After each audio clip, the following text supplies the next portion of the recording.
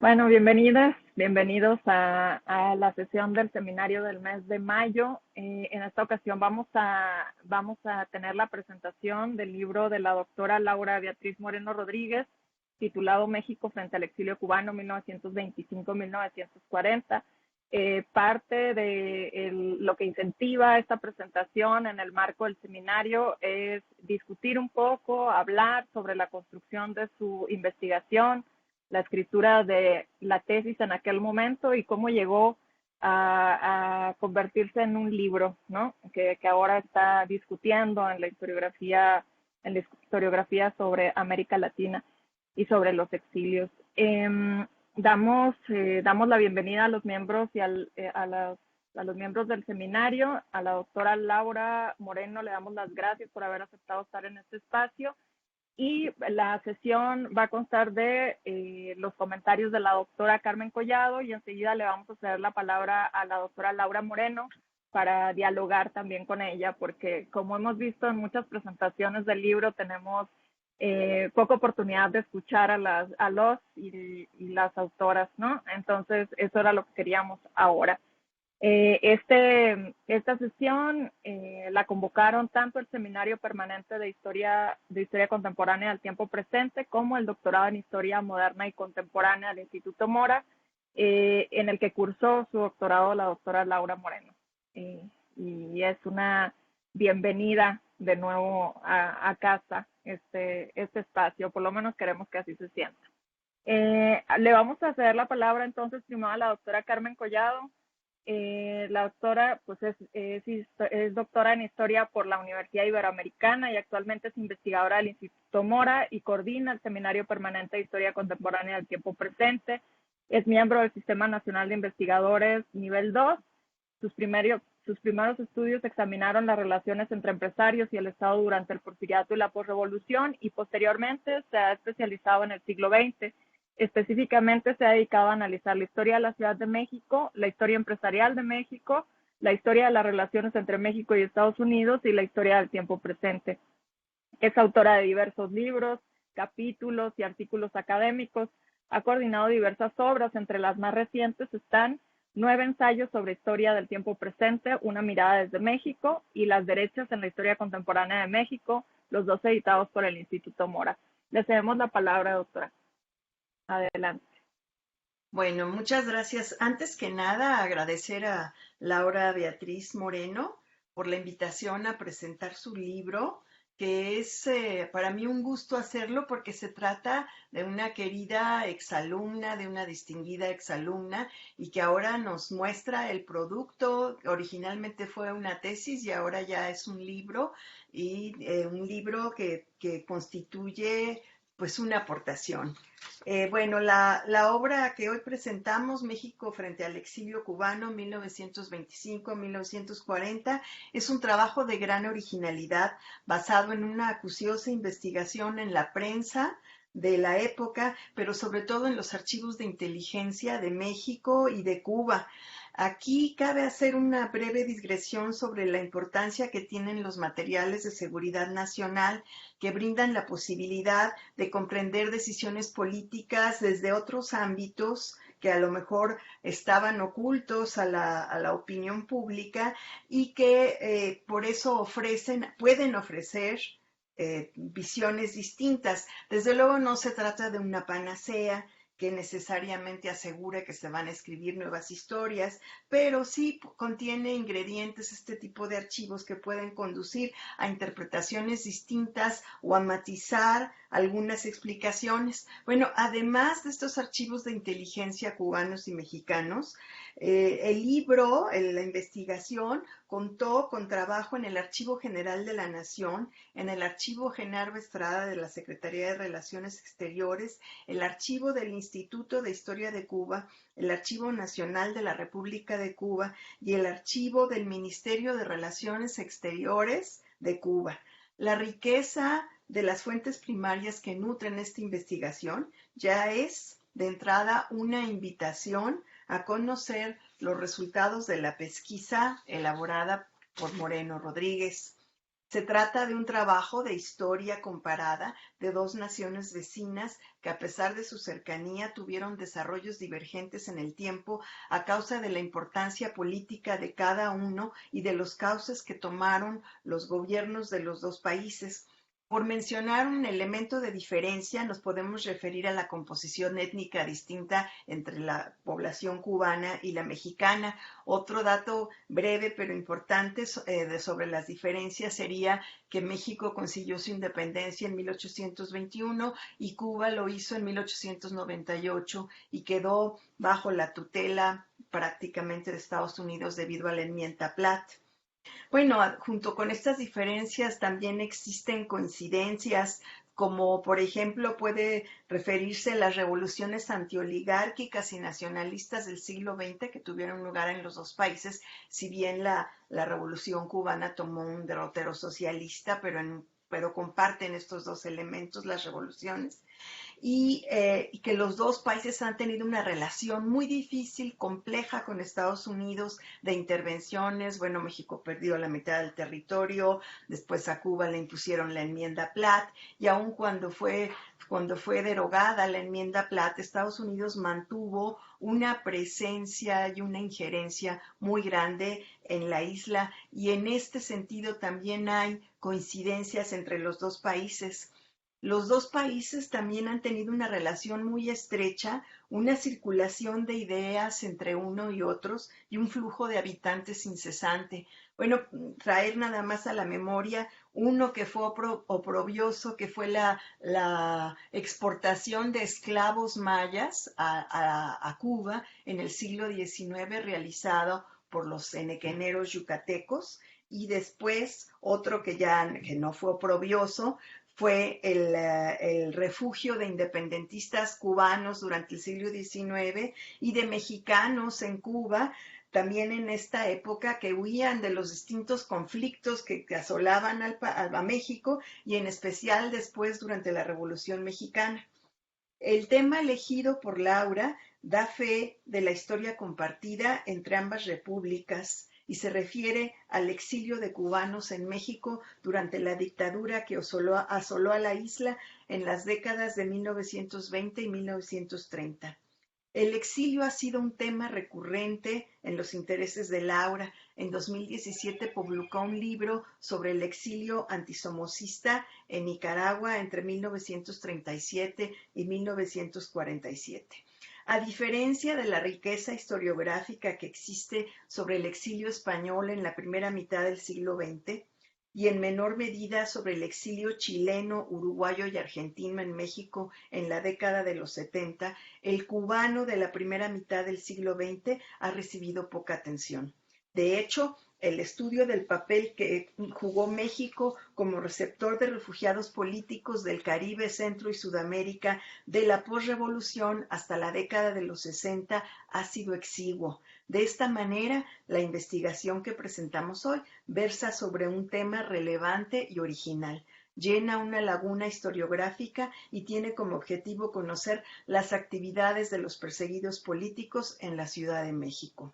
El primer capítulo trata sobre la situación política interna de Cuba y México, las relaciones de México con la Unión Soviética y con Estados Unidos y las coincidencias entre el comunismo y el antiimperialismo en las dos naciones. El nacionalismo revolucionario y la relativa tolerancia hacia los comunistas hizo que México fuera visto como un lugar ideal de refugio. En este país se estableció la Liga Antiimperialista de las Américas entre 1924 y 25, relacionada con la Internacional Comunista, la cual tuvo seguidores en México, Estados Unidos y varios países latinoamericanos. El segundo capítulo aborda las diferentes instituciones de inteligencia que se dedicaban a la vigilancia, atiende a su estructura, funciones y al control político en los dos países que utilizaron el espionaje y la infiltración para velar por la estabilidad de sus gobiernos. El apartado permite apreciar las diferencias que existían, mientras que en Cuba estos organismos eran manejados por miembros del ejército o el ejército, en México dependían directamente del Ejecutivo. También se muestra el espionaje que realizaban las embajadas en La Habana y la Ciudad de México. Durante las décadas de 1920 y 1930, los dos países, pese a sus desacuerdos, compartieron información sobre las actividades de sus respectivos ciudadanos refugiados. Entre los perseguidos políticos cubanos, el caso de Julio Antonio Mella ha sido muy estudiado, lo cual se explica por la relevancia y las actividades del joven y sobre todo porque se convirtió en un símbolo del comunismo continental, como bien nos dice Laura. No obstante, alrededor de este personaje se movió una pléyade de comunistas e izquierdistas que se asilaron en México, así como de otros opositores al machavismo. El libro de Laura devela en la segunda sección de su libro la importancia que tuvieron dichos actores y cuál fue la actitud del país receptor frente a este tipo de migrantes. Asimismo, establece una periodización muy cuidadosa para el estudio del fenómeno. México resultó atractivo para los disidentes isleños porque desde el gobierno de Álvaro Obregón, frente al no reconocimiento de Washington a su administración, se entablaron relaciones diplomáticas con la Unión Soviética y fue el primer país americano que tuvo relaciones con la Unión Soviética y también toleró las actividades de los comunistas antiimperialistas que coincidían con el nacionalismo mexicano. En este contexto llegaron los primeros exiliados cubanos que se unieron a los disidentes de otras latitudes. Ellos recibieron una acogida favorable del gobierno de Plutarco Elías Calles, quien mantenía buenas relaciones con la izquierda porque apoyaron su candidatura a la presidencia. Pero las cosas cambiaron en 1927, cuando se inicia un segundo periodo. De acuerdo con la autora, los perseguidos cubanos fueron más vigilados y se trató de evitar que interfirieran en la política interna de México, viraje que se explica por el acercamiento entre los gobiernos de Calles y Calvin Coolidge y la política de colaboración que se estableció entre los dos países. Durante el maximato arranca un tercer periodo en el que México rompió relaciones con la URSS y persiguió a los comunistas. Y ello tuvo su correlato entre los exiliados cubanos que fueron más vigilados e incluso algunos fueron deportados. Por último, el cuarto periodo del exilio se dio durante el gobierno de Cárdenas. Entonces hubo mayor apertura para recibir a los seguidores de Ramón Grau San Martín y cambió el perfil de los refugiados. Más adelante, el michoacano se relacionó con Fulgencio Batista, quien todavía no mostraba su verdadero talante. Durante este gobierno, varios exiliados cubanos se unieron a la Liga de Escritores y Artistas Revolucionarios, la LEAR, y desde sus filas combatieron el fascismo y el imperialismo. El tercer capítulo se refiere a los cubanos asilados en México entre 1925 y 1928, años en los que se gestó una coincidencia importante entre la ideología de izquierda de los perseguidos y el nacionalismo, como ya lo hemos apuntado. Esta convergencia se expresó, por ejemplo, en la concesión de asilo que el gobierno de Calles dio a Mella, ignorando las peticiones de extradición del gobierno cubano. El respaldo de los perseguidos latinoamericanos a los liberales en Nicaragua coincidió con la política de apoyo hacia Sacasa y Sandino del gobierno de Calles, y por ello se explica la tolerancia inicial. Los cubanos formaron parte del Comité Manos Fuera de Nicaragua y esto fue un respaldo a la política mexicana hacia esta república. Los exiliados en México participaron en actividades de corte internacionalista y algunos de ellos colaboraron estrechamente con el Partido Comunista Mexicano, por lo cual fueron vigilados e incluso las autoridades locales compartieron cierta información con La Habana. Sin embargo, la defensa de la autodeterminación y no intervención de la política exterior mexicana chocó con la postura cubana en la Sexta Conferencia Panamericana en La Habana en 1928 y propició que México se hiciera de la vista gorda frente a la propaganda contra Machado que dirigían los perseguidos en el país. Adicionalmente, cuando Calles se enteró de que desde la isla los católicos mexicanos y otros disidentes trataban de intervenir sin que el gobierno cubano los limitara, se acrecentó la distancia con la administración de Machado. El cuarto y último capítulo gira alrededor del exilio cubano en la década que va de 1929 a 1939. En el primer periodo de este decenio, entre 29 y 33, se deterioró la relación entre el gobierno mexicano y los perseguidos comunistas extranjeros, pues el presidente Emilio Portes Gil adoptó una política anticomunista y rompió con la Unión Soviética. El asesinato de Mella irritó a la administración porque fue perpetrado por el largo brazo de la dictadura machadista en el territorio nacional. Más adelante, el gobierno se importunó al develarse la participación de varios funcionarios mexicanos en este asesinato y la presión de los izquierdistas mexicanos para que se resolviera este crimen coincidió con la molestia del gobierno por la intromisión de La Habana. Varios cubanos fueron acusados y encarcelados como autores materiales e intelectuales del crimen, y ya durante la presidencia interina de Abelardo Rodríguez no se ocultó la participación de Machado, quien se encontraba para entonces ya en el ocaso de su gobierno. La contención del comunismo en México, que continuó durante el Maximato, trató de evitar que las izquierdas se fortalecieran y desafiaran la candidatura propuesta por el flamante Partido Nacional Revolucionario. Afectó no solo a las organizaciones mexicanas, sino a los exiliados cubanos que fueron amenazados con la expulsión. La participación de extranjeros en el Partido Comunista Mexicano, la Liga Antiimperialista de las Américas y en otros organismos tampoco fue tolerada por Pascual Ortiz Rubio, gobierno durante el cual el Partido Comunista Mexicano entró en un periodo de clandestinidad. La caída de Machado y el fin del efímero gobierno de Ramón Grau San Martín modificó el perfil de los exiliados cubanos. En 1935 volvió a la vida pública el PCM y llegaron al país quienes apoyaron al presidente cubano, que coincidían además con la política de masas de Cárdenas. No por ello dejaron de ser vigilados por los organismos gubernamentales nacionales. Algunos exiliados, como habíamos dicho, se unieron al ALEAR y desde ahí apoyaron la expropiación petrolera, la llegada de refugiados españoles y el nacionalismo mexicano en general.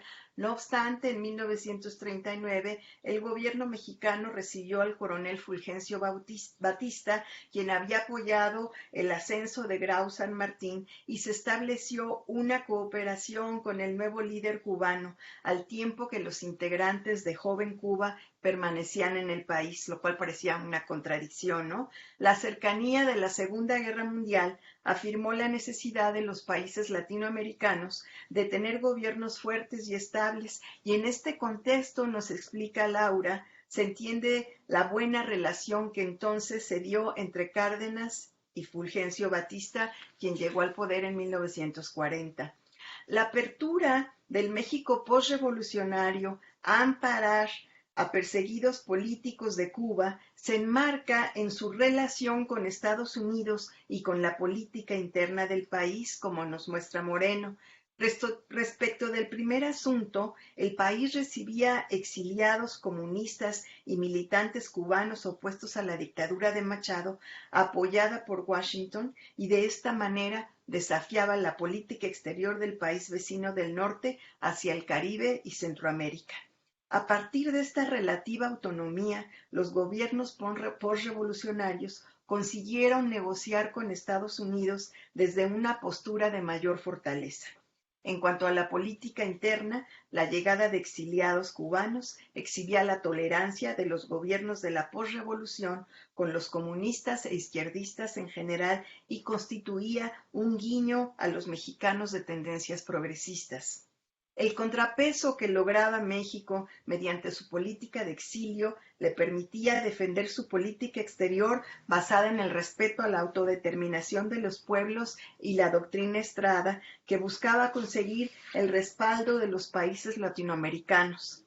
La posición de México surgió de las experiencias de intervención estadounidenses y del aislamiento diplomático que se padeció durante el constitucionalismo.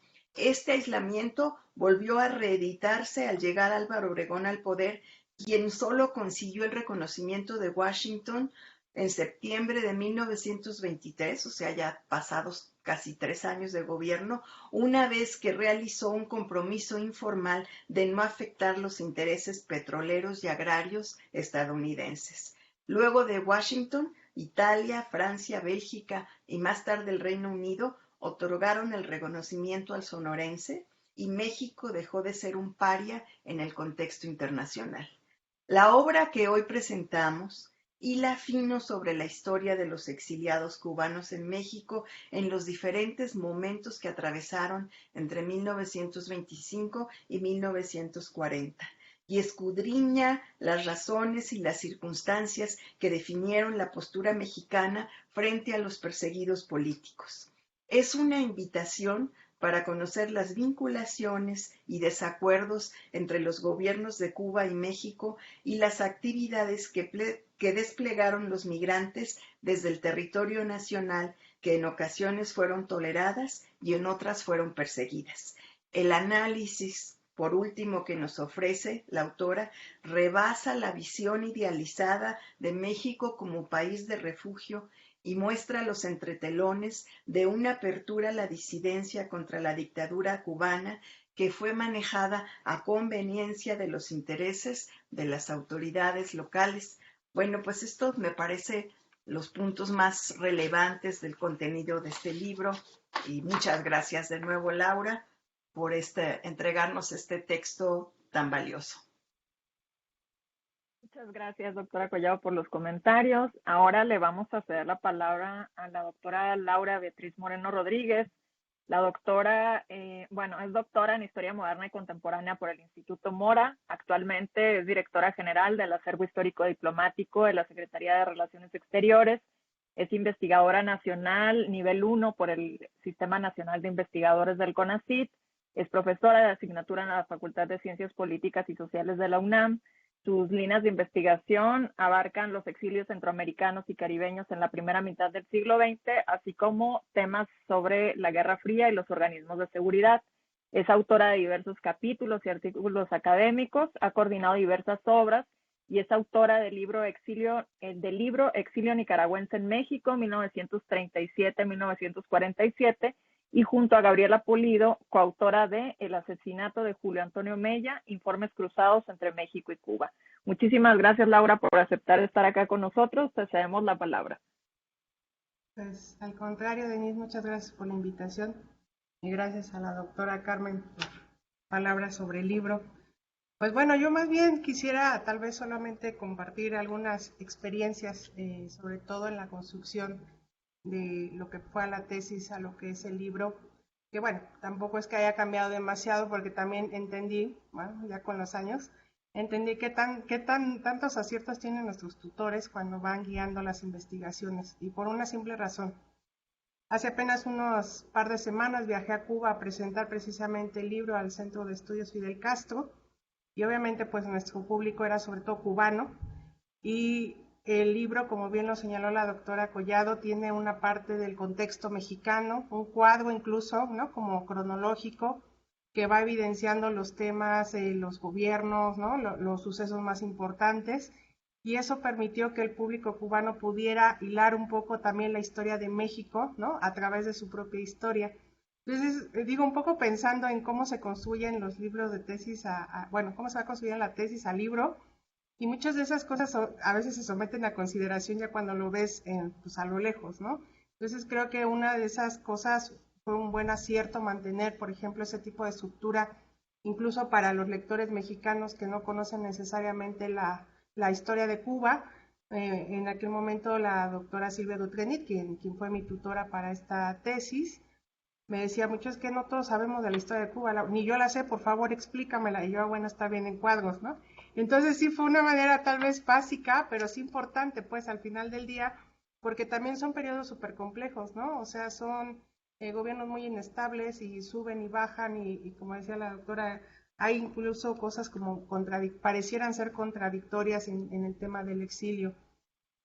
Si bien una de las partes más importantes de mis investigaciones siempre han sido referirme a temas o mis fuentes principales o la visión con las que yo enfoco el tema del exilio ha sido desde la visión del Estado mexicano o de cualquier visión de otro Estado según la nacionalidad del exiliado, pues eso me ha ayudado un poco como a visualizar diferentes fuentes, ¿no? No solamente el tema de la de Hips, que ha sido ya, hasta ahorita ya son fuentes muy comunes, ¿no? Pero hace 15 años no lo eran tanto, ¿no? Entonces eso nos ayudó, pensando un poco que yo trabajé desde 2010 en el Archivo General de la Nación, cuando se empiezan a hacer estos proyectos, ¿no? De organización de todo este material, y bueno, eso me dio la posibilidad también de ir conociendo no solamente el tipo de informes, o a quienes se investigaban, que por cierto ahí salieron los nicaragüenses y los cubanos, a propósito de las dos obras, sino también ver cómo se va construyendo estos organismos de seguridad, que me pareció muy importante. Incluso también hay dos cuadritos que pude lograr organizar en aquellos años, ¿no? Para ver cómo estaban funcionando, de quién dependían, de quién recibían órdenes, tanto a nivel de la Ciudad de México, en aquel Distrito Federal, y bueno, en el caso cubano. Entonces, también la experiencia de haber consultado y de haber trabajado en estos proyectos me ayudó bastante como en ya tratar de conocer estas fuentes a mayor profundidad e incluso ver como las posibilidades, por ejemplo, con los informes diplomáticos, ¿no? Que es una de las fuentes que también utilizo, pero también utilizo prensa, también utilicé memorias, ¿no? En el caso cubano hay muy poco escrito de los exiliados porque el perfil de ellos es mucho más, ¿cómo diré? Si bien eran militantes, ¿no? O activistas políticos, no necesariamente tuvieron eh, digamos, un testimonio por escrito, ¿no? Que dejaran cosas por escrito, que pudiera uno rastrearlos tanto en Cuba como en México. Entonces eso todavía complejizó el rastreo de estos ciento y tantos cubanos que logré identificar tanto en fuentes de la de HIPS, la Secretaría de Relaciones Exteriores, de la prensa, ¿no? De esta, incluso de las novelas, ¿no? Que hacen, que retratan algunos de ellos, que eso también me pareció muy importante rescatar, porque por lo menos nos daban pista, ¿no? No fue como en el caso del nicaragüense, que estos eran así como de la gran élite, pues estos sí se encargaron de decir quiénes eran, ¿no? Y de gran trascendencia familiar. En el caso de los cubanos no fue así, entonces en este caso lo que hice fue tratar de por lo menos visualizarlos en su filiación política, ¿no? Y en función de las organizaciones a las que militaban tanto en Cuba como en México. Como vimos, el periodo es bastante complejo y digamos, diverso, porque al final pues ellos también se van organizando en conjunto con otros exiliados políticos o con otros mexicanos, con estas organizaciones internacionales, digamos, antiimperialistas sobre todo. Pues creo que esos son como elementos importantes. Y una cosa que sí me pareció bastante interesante, que también eso lo vi después, yo no entendía, claro, uno se idealiza ciertas cosas, ¿no? La figura de Fulgencio Batista es la que más así como que resuena, porque el Fulgencio Batista es el Fulgencio Batista de 1952, ¿no? El de la dictadura, ¿no? Y que cae con el triunfo de la Revolución Cubana en el 59, pero el Batista que yo estoy hablando o narrando no es ese Batista todavía, ¿no? Es ese Batista que apenas se está construyendo y que a mí me costaba un montón de trabajo entender, ¿no? O sea, como decir, ¿de verdad? O sea, claro, ¿no? Daba crédito, pero claro, esta idea, ¿no? De este férreo militar, pues apenas en estos años más bien estamos viendo esa transformación del famoso hombre fuerte a partir de los 50, pero que ya a los 40 se estaba dibujando, ¿no? Pero también venía de un sector, obviamente, de las clases más bajas del ejército cubano, y por eso la famosa rebelión de los sargentos, ¿no? El 3 de septiembre, porque le dan el peso suficiente porque pertenece a esta clase baja y que les permite tomar un cierto liderazgo frente a los grupos que estaban apoyando tirar a Machado, ¿no? Entonces, ¿cómo se va construyendo la figura de Batista? También por eso se entiende por qué Lázaro Cárdenas en el 39 casi lo está recibiendo como jefe de Estado, ¿no? Yo decía, Cárdenas, no, o sea, no puede ser. Entonces, claro, en esta lógica de que él sí es la figura representativa, ¿no? Del militar, que Cárdenas también lo fue, entonces sí es entendible, ¿no? Por qué Batista, digo, por qué Cárdenas sí tenía esa simpatía, por llamarlo de alguna forma, ¿no? Frente a Batista en este periodo donde se está llamando a la Asamblea Constituyente, o sea, se está tratando como de normalizar la situación política cubana. Entonces, bueno, ese pasaje a mí me parece muy interesante, incluso ahora como que aprofundicé un poquito en un artículo que estoy terminando, entre la llegada de Batista, cómo recibida hacia México, y cómo fue recibido Grau San Martín, ¿no? Cuando llegó a México, y la cosa es totalmente dispar. Entonces, a Grau San Martín, si bien lo retrataron dos fotógrafos, y fueron a recibirlo, pues, Lombardo Toledano como DVD, ¿no? Y algunos sectores de obreros, pues ya ahí se acabó la fiesta, ¿no? Y en caso de Batista, pues sí, llegó la presa, fue a los toros, ¿no? Llegó toda la CTM, o sea, fue así monumental el recibimiento. Entonces, esos contrastes pues de la política mexicana me parecieron también interesantes, viendo ya incluso mi libro desde otra perspectiva, pues, ¿no? Que es interesante ver cómo estas figuras se mueven en entornos políticos coyunturales muy importantes, ¿no?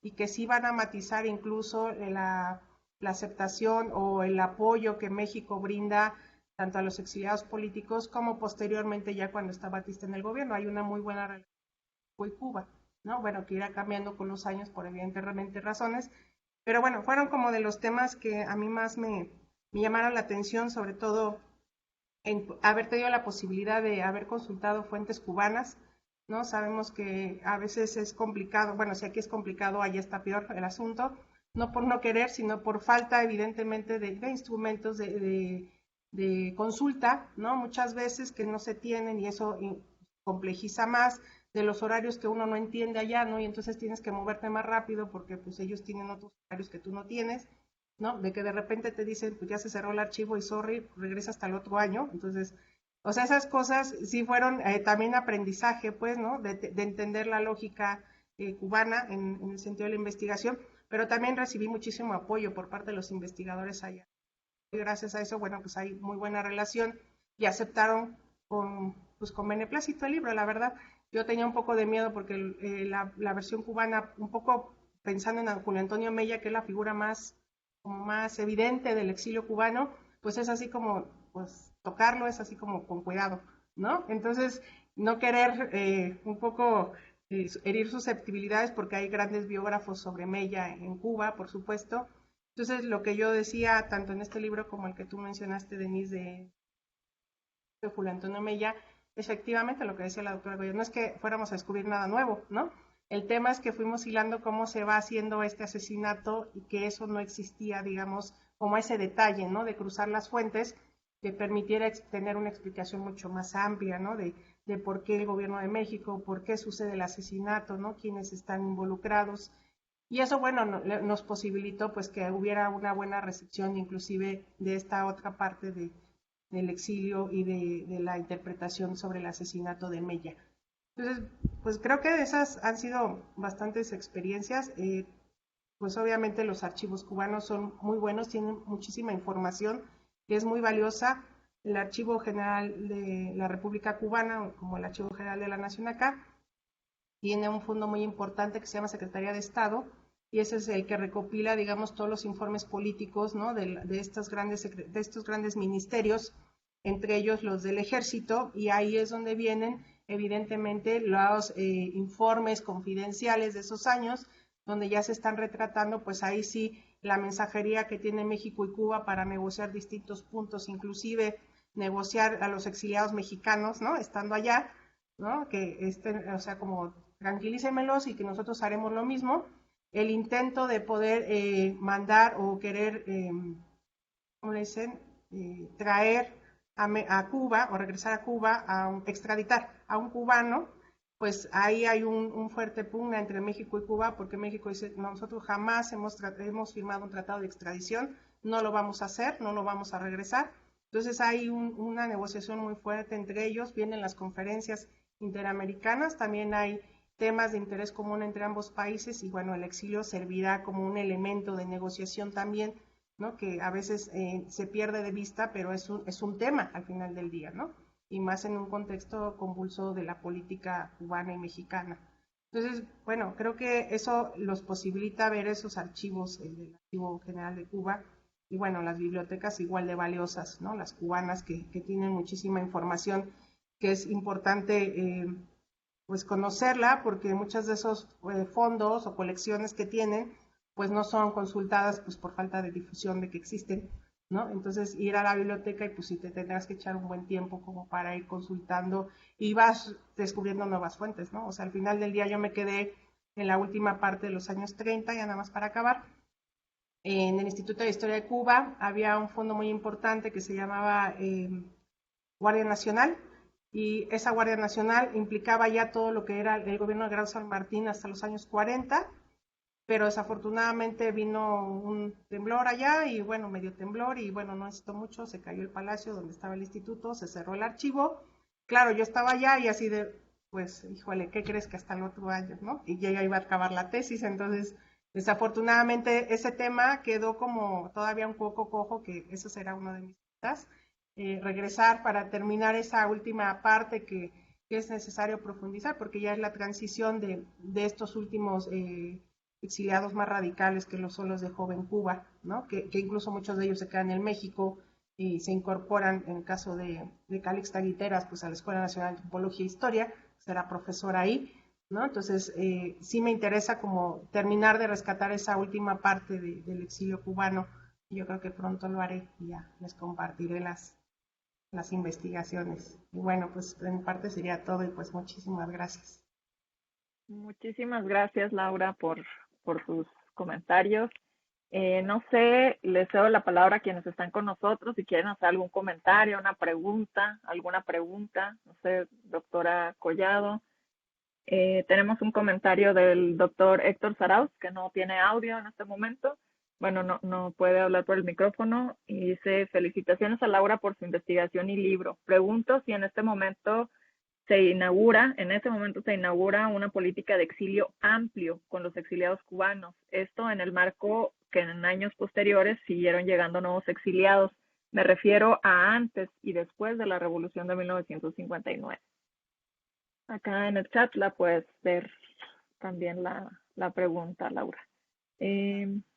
¿Alguna de ustedes tiene un comentario, una pregunta sobre el proceso de investigación, sobre los acervos?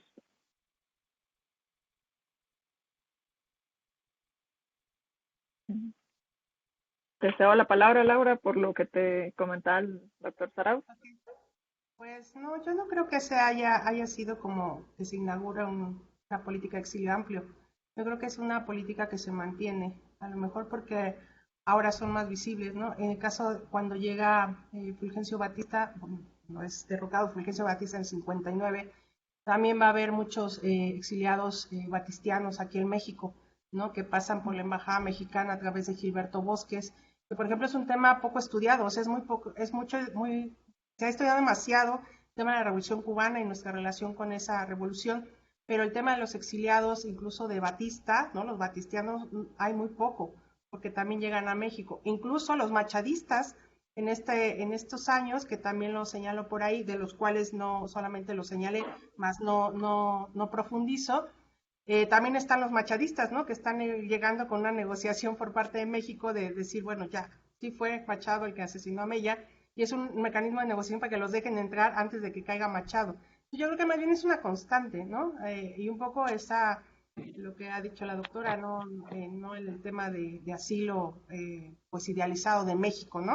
Ellos también supieron a quién aceptar y a quiénes no aceptar, por supuesto, y eso ha sido en todas las épocas, ¿no? Entonces, no creo que se haya inaugurado, más bien se mantiene, me parece a mí, y más bien habría que profundizar en eso, ¿no? De cómo se da incluso en estos dos momentos distintos, ¿no? El de los 30, el de los casi 60, ¿no? 59.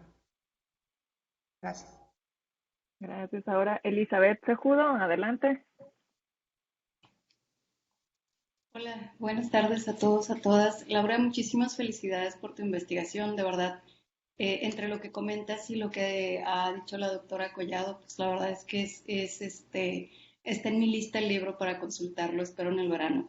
Mi duda es en relación, a propósito de estas relaciones entre Cuba y México, yo entiendo, y por lo que he podido ver en la historiografía, que en la primera ola anticlerical, la constitucionalista, y en la segunda también, algunos obispos o integrantes de la jerarquía eclesiástica mexicana se exiliaron en Cuba. Y mi pregunta es si pudiste ver algo de estos exilios de mexicanos en Cuba en el marco de las campañas anticlericales, si pudiste ver algo en los archivos. Bueno, obviamente no es exactamente el tema, pero sí te digo que sí existe, porque estuve comentando una tesis precisamente de un chico que estudió los exiliados cubanos durante la cristiada y sí consultó fuentes cubanas y sí existe esa información en el Archivo Nacional de Cuba.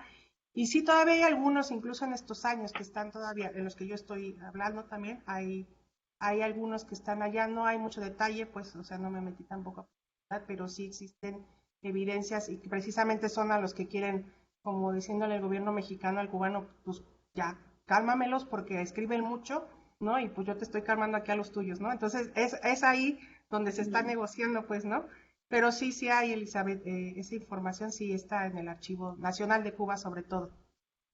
Muchas gracias. No, gracias. Acá por el chat, Fernanda te felicita por tu libro y que es un excelente tema. No sé si alguien más tiene un comentario, una pregunta. La doctora Graciela Garay, solo podría encender su micrófono, doctora, por favor. Listo. Ya. Listo. Oye, pues muchas felicidades por tu trabajo.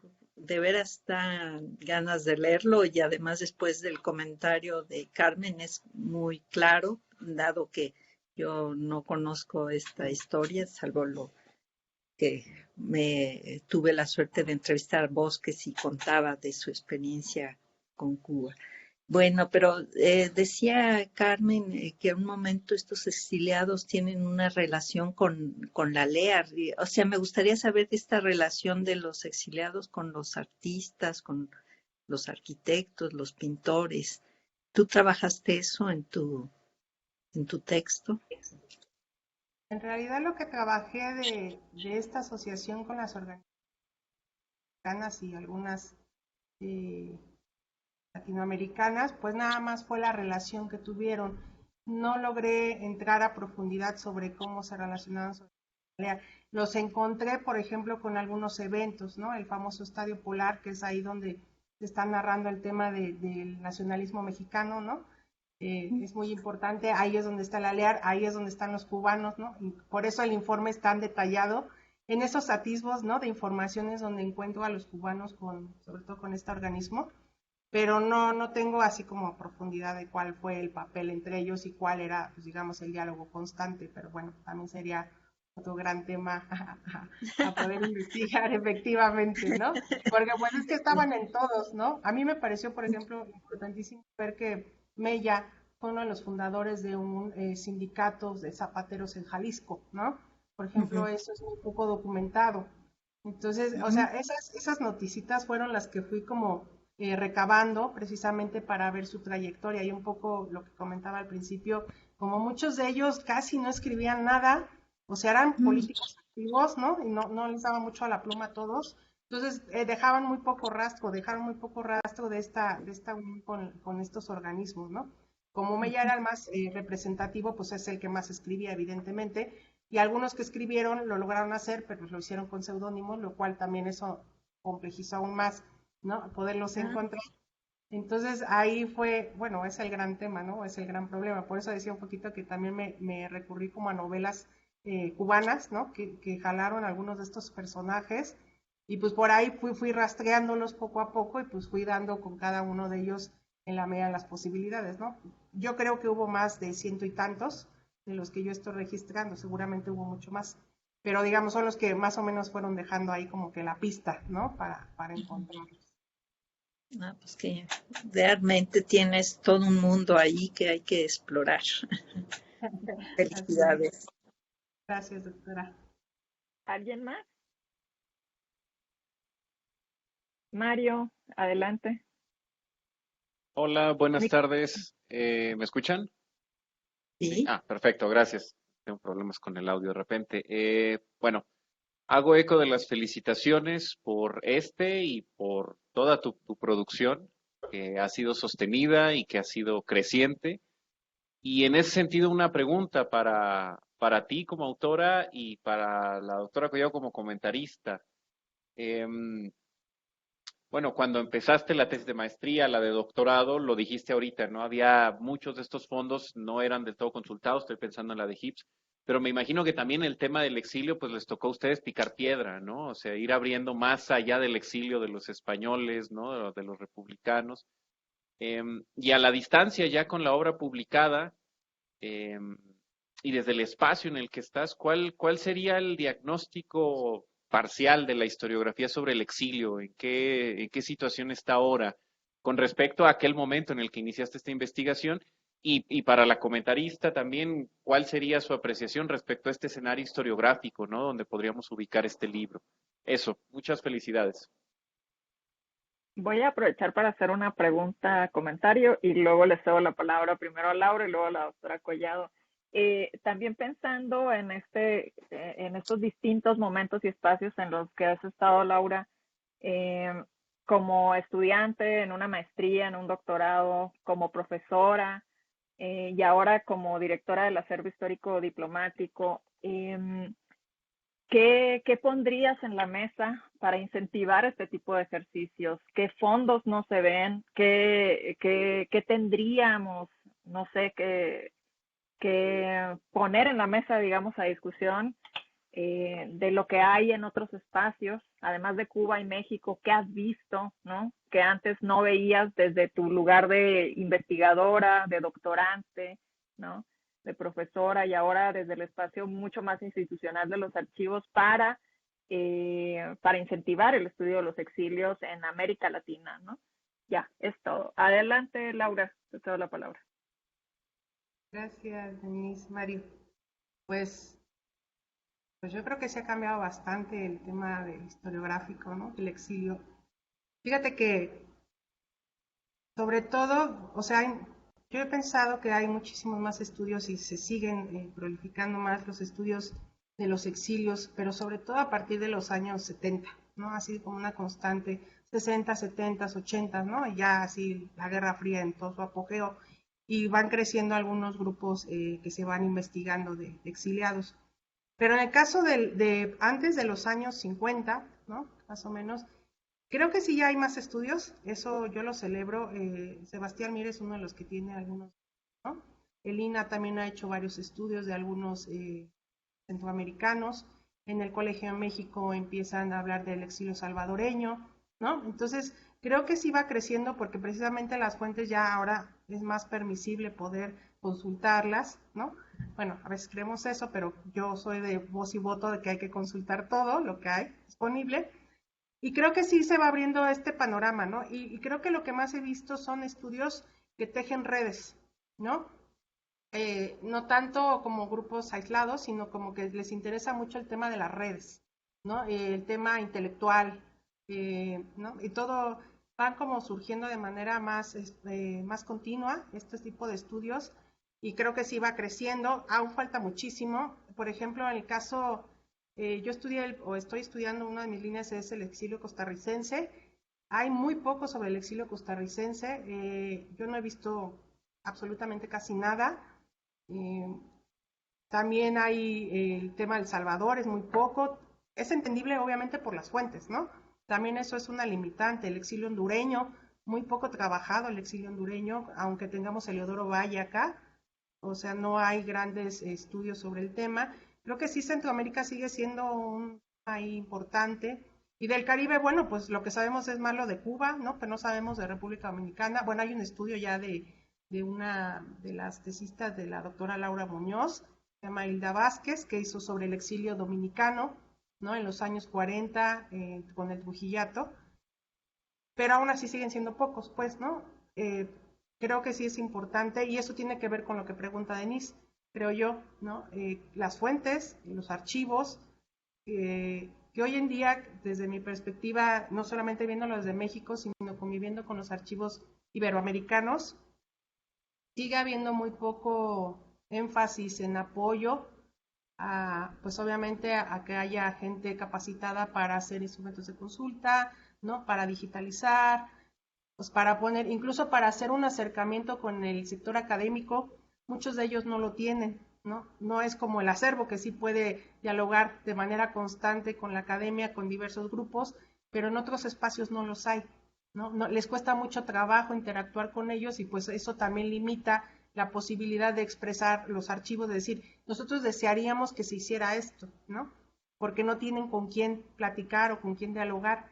Creo que esa es una problemática que casi no se nota, pero sí es bien importante, ¿no? Porque eso ha incluso separado a la academia de los, digamos, de quienes titulan estos acervos. En el caso del acervo histórico, yo lo que me ha parecido muy interesante y creo que es una de las líneas más importantes que estamos tratando de hacer, es quitar también esta idea de cancillería, solo diplomacia, o sea, dura y pura, ¿no? Sino que hemos visto que hay una diversidad de temas culturales, educativos, sociales, que pueden ser una fuente muy importante para cualquier tipo de estudio, ¿no? Estamos trabajando el tema del movimiento del 68, entonces estamos viendo que hay una parte que no se ha explorado, que ahí está, que ha estado siempre, ¿no? Pero el tema es cómo lo exploras. Entonces, cómo le abres la posibilidad a los investigadores de que conozcan. Y bueno, otro, pues evidentemente es que también los profesores pues hablen, ¿no? Con sus alumnos, los traigan, ¿no? Los acerquen y les digan, aquí están las fuentes, mijos, aquí, o sea, pueden consultarlas, ¿no? Que les hablan este abanico de posibilidades, que le den chance a los acervos de acercarse a ustedes y que les platiquen qué es lo que ellos tienen y qué les pueden ofrecer a ustedes para que ellos también puedan, pues de alguna forma, nutrirse de esta experiencia del sector académico, ¿no? Y de los propios archivos. Desde mi perspectiva, creo que eso es pues lo más importante y lo más difícil también, ¿no? Que eso no es nada nuevo. El tema es que no es nada nuevo y que sigue siendo, sigue repitiendo, pues, ¿no? Doctora Collado, adelante. Bueno, antes de referirme a la pregunta de Mario, que ya la ha respondido muy bien Laura, pero bueno, trataré de abonar en ese sentido. Miren, los cuadros a los que se refería Laura son muy, muy importantes, porque en unas cuantas páginas condensa una cantidad de información que sirve para ubicar a todos estos personajes, para estas organizaciones, lo que estaba sucediendo, y que es un trabajo muy arduo. Elaborar un cuadro realmente es un trabajo difícil, lleva tiempo, no es muy divertido, pero Laura pues realizó estos cuadros y son muy valiosos, ¿no? Están sobre todo en el primer y en el segundo capítulo, si mal no recuerdo. Entonces, es un trabajo muy valioso. Respecto a la historiografía, bueno, primero desde una perspectiva así como maestra del Mora, yo siempre he tenido la sensación de que los alumnos que llegan al Mora nos traen una renovación maravillosa y una curiosidad por temas nuevos que realmente han servido para renovar la historiografía de México. Sobre todo estoy pensando en los trabajos del siglo XX, que es en donde yo me muevo. O sea, aquí sí hay un aporte de nuevos temas, de nuevas perspectivas riquísimo, y hasta hoy el instituto ha tenido las maestrías, el doctorado, la apertura para recibir a estos alumnos con estas inquietudes de trabajar cuestiones del siglo XX, que en otras partes cuesta un poco más trabajo colar los temas, como por ejemplo en el posgrado de historia de la UNAM o incluso en el doctorado del Colegio de México. También hay así como resistencia hacia estos temas más recientes o que no están consagrados por la historiografía, ¿no? Entonces, sí, efectivamente, el trabajo de Laura inaugura toda una línea de un exilio que fue muy importante y que yo creo que se pierde un poco la pista de estos exiliados, en parte porque no escribieron y en parte porque se integran totalmente a la sociedad. O sea, creo yo que a diferencia de otros exilios, los cubanos sí se integran, sí tenemos muchas cosas en común. Bueno, tenemos nosotros esta parte Caribe, en la zona del Golfo, etcétera. Entonces sí se integran a México y esto hace que sea más difícil seguirles la pista porque se pierden, ¿no? Junto con los mexicanos. Y por ejemplo, ahorita Laura mencionaba de los distintos exilios que ahora se están trabajando. Por ejemplo, el exilio venezolano de los comunistas, pues fue importante. muchos comunistas llegaron a Costa Rica, pero muchos más llegaron a México.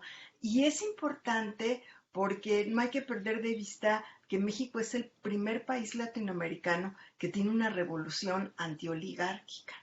Entonces esto cambió. Nosotros lo hemos escuchado ya tanto los mexicanos que a lo mejor ya decimos, ya chole con esto. Pero cuando uno visita otros países que no han tenido la experiencia de la revolución, se da uno cuenta de las diferencias que trajo, ¿no? Y si ustedes piensan en los años 20, 30, 40, 50, pues todavía estaba muy fresca la memoria de la revolución y todavía era visto como una gran epopeya haber derrotado la dictadura de Porfirio Díaz, ¿no? Ahora, porque bueno, ya con esta historiografía que Alan Knight refiere como revisionista, donde se está recuperando que si don Porfirio era muy bueno y en realidad la revolución no fue tan revolucionaria y no cambió en nada, toda esta postura, ¿no? De poner en tela de juicio la importancia que tuvo la revolución. Y entonces, un ingrediente de esta revolución es su antiimperialismo, o sea, esta postura a no aceptar que, por ejemplo, las compañías petroleras sigan teniendo la propiedad del subsuelo. Esta, esta, esta parte antiimperialista atrae mucho al resto de latinoamericanos, pero sobre todo del Caribe y de Centroamérica, que más, o del Caribe, entendido un Caribe amplio, incluyendo Colombia, Venezuela, que han padecido estas intervenciones de Estados Unidos y la violencia que ha generado. Y entonces México se convierte en un buen lugar. Pero además, otra cosa que me parece muy, muy interesante de la época en la que estuvo vigente el comunismo es este asunto del internacionalismo, ¿no? De cómo estos, por ejemplo, Mella y otros muchos como él y otros mexicanos, realmente las fronteras son un estorbo y ven su tarea dentro del partido como una tarea en el ámbito internacional, bueno, por toda esta idea promovida por la Tercera Internacional. Entonces, esta parte del internacionalismo pues atrae a muchos inmigrantes que trabajan en distintas cosas y que a pesar de venir de diferentes países tenían en común estas ideas generales en las que se asentaban y después, bueno, el Frente Popular, ya en los años 30, en la época del fascismo. Entonces esto me parece muy interesante porque incluso si uno piensa en la figura de Lombardo y cuando trata de hacer su sindicato, su central latinoamericana de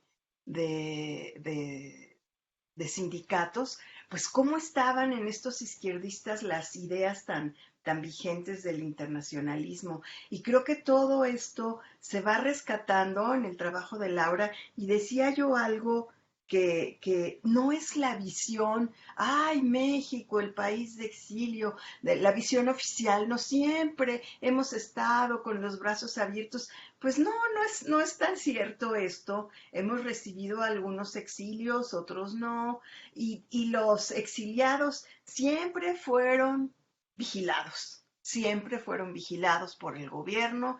Bueno, después aquí estaría exiliado también Fidel Castro, ¿no? Y también y el Che, y también son vigilados. También está esta gente que les digo, en el caso del Che y de Fidel Castro, les asignan a un investigador ahí al lado.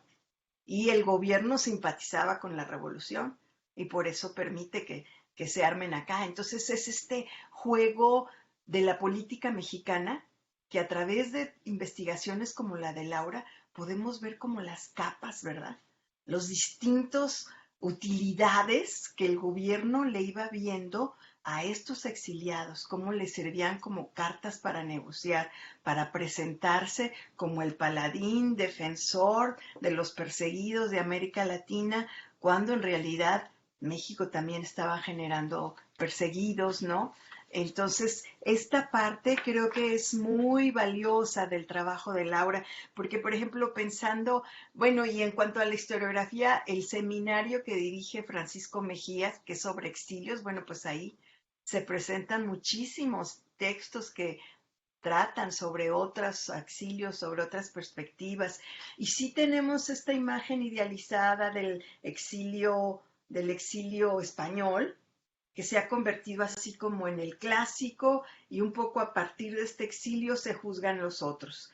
Pero en realidad, pues hay muchas cosas que ya hilando fino sobre estos exilios, como por ejemplo el hecho de que los españoles hayan contado con cierto dinero en México para establecerse, que vinieron desde el JARE y desde estos organismos españoles de los refugiados que trajeron dinero a México y financiaban algunas actividades y otros que se abrieron paso solos, ¿no? Digo, sin caer también, por ejemplo, en los excesos de decir, bueno, pues aquí Cárdenas era antisemita y no recibió a los judíos, pues eso también es una exageración, no es tan cierto, ¿no? Entonces, bueno, pues es lo que quería decir a este respecto. Muchas gracias, doctora Collado. No sé si alguien tenga un comentario. Jonathan, adelante. Hola, buenas tardes a todas, buenas tardes a todos. Pues muchas gracias a la doctora Laura por la presentación. Yo solo quería hacer como un comentario y una consulta también. Me entusiasma mucho esto último que menciona la doctora Collado y es lo que me parece muy interesante. En mi caso, digamos, el tipo de exilio con el que he estado un poco vinculado por los temas de manera indirecta tiene que ver precisamente el de los 70 y me interesa más a mí el trabajo sobre la contrainsurgencia en México, pero sobre todo la recuperación o la revisión de ese pasado después del 2000, ¿no?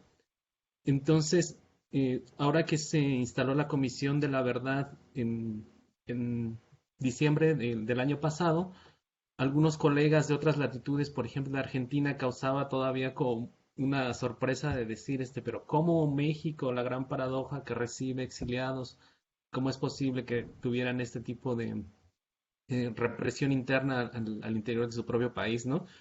Y es más bien lo que decía la doctora Collado y lo que mencionó hace un momento la doctora Laura Moreno en su comentario de tan complejos que son los mecanismos y que en realidad es mucho más allá de pensar que existe una contradicción, sino que hay como una operación mucho más compleja en la cual se entretejen los vínculos no solo de los exiliados o las redes intelectuales, sino también de las propias, de los propios estados y, por ejemplo, de servicios de inteligencia, ¿no? O sea, acá en México pudo acceder como a cierta legitimidad internacional a partir de la recepción de un exilio en los 70, pero eso también le permitió aislar a su propia disidencia política al interior. Y el caso, incluso la relación con Cuba también ahí fue muy interesante, ¿no? De cómo no recibió el mismo apoyo la disidencia mexicana, la disidencia armada que pudo haber recibido, digamos, otros de Cuba, de otros países en América Latina, ¿no? Y la pregunta solo que quería comentarle, me parece muy curioso el periodo. Recientemente también salió un libro de César Valdés que estudia los orígenes del Departamento Confidencial y el surgimiento de la Dirección General de Investigaciones Políticas y Sociales. Y uno digamos, de sus resultados de la investigación es que todo se fue construyendo en la marcha y de alguna manera también los enemigos a los cuales se vigilaba dependían del contexto político inmediato, ¿no? Solo quería preguntarle a la doctora Laura si en ese periodo que usted estudia, en el 25-39, encuentra como fluctuaciones en las cuales hay algunos momentos en los que comunistas puedan ser aliados y otros en los cuales, por ejemplo, ya sea después de la Segunda Guerra Mundial o después de que estalle la Segunda Guerra Mundial, en la que parezca de las actividades de estas personas. Jonathan, no escuchamos el No sé final si de se tu perdió la pregunta. última parte. Sí, se perdió la última parte. No sé si quieres apagar cámara para escucharte.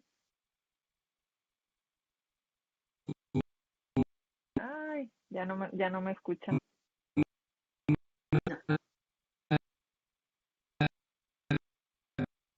No te escuchamos, Jonathan.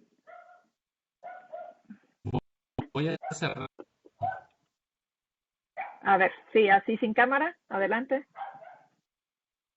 ¿Me escuchan? Sí. Una disculpa, siempre me falla la red. No, solo quería preguntarle a la doctora Laura Moreno si hay como una fluctuación o varía en las fuentes de inteligencia en el caso mexicano, en que algunos momentos se vigilara a los exiliados cubanos con mayor atención y en otros en los que hubiera pues también como un cambio político hacia sus propias actividades, ¿no? Dependiendo del contexto mexicano político y también del contexto internacional. Y solo eso, muchas gracias, felicidades por la obra. Gracias, Jonathan. Vamos a hacerle la palabra a Dalia y enseguida le pasamos la palabra a la doctora Laura. Adelante, Dalia. Gracias. Sí,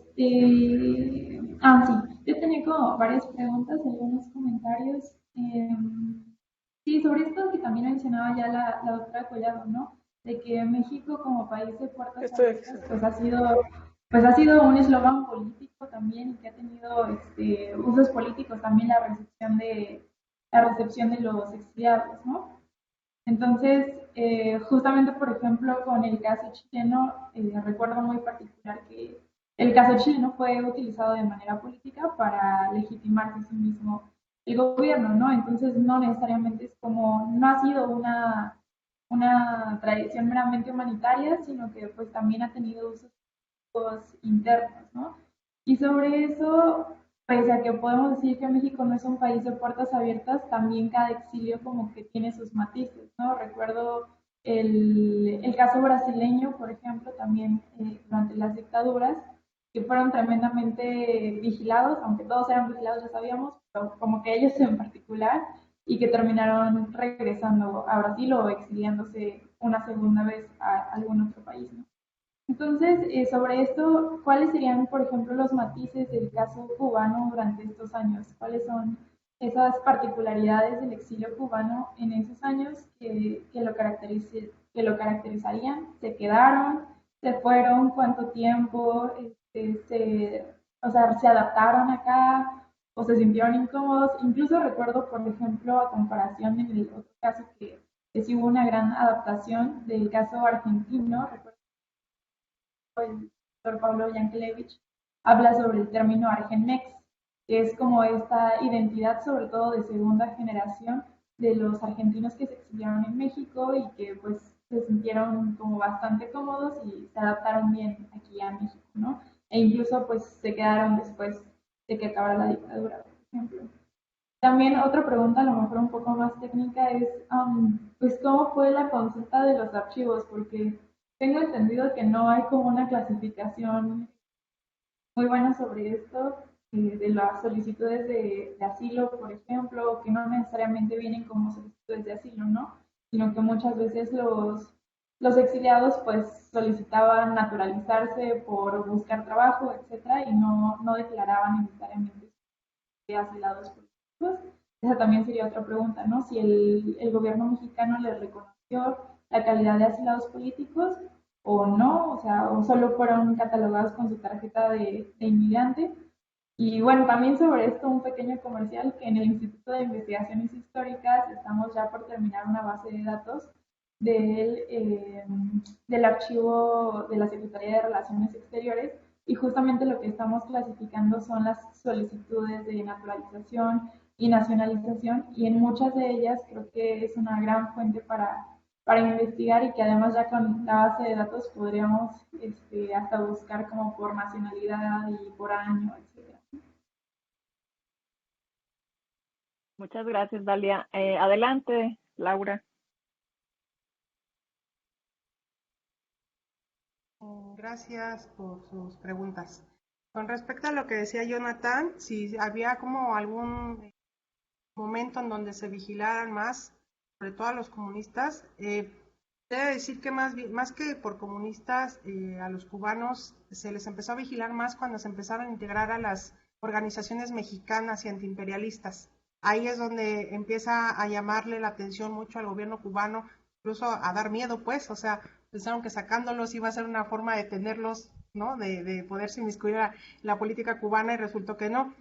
A la hora que se empiezan a organizar o se empiezan a aliar a estas organizaciones, pues tienen mucho más impacto y difusión, ¿no? Ahí es cuando ya el gobierno, bueno, los servicios de seguridad mexicanos, pues ponen mayor énfasis en dar seguimiento a sus actividades, ¿no? Con respecto a otros exilios, era igual, ¿no? O sea, sería como interesante, pero no sé cuánto llevaría a hacer eso, ¿no?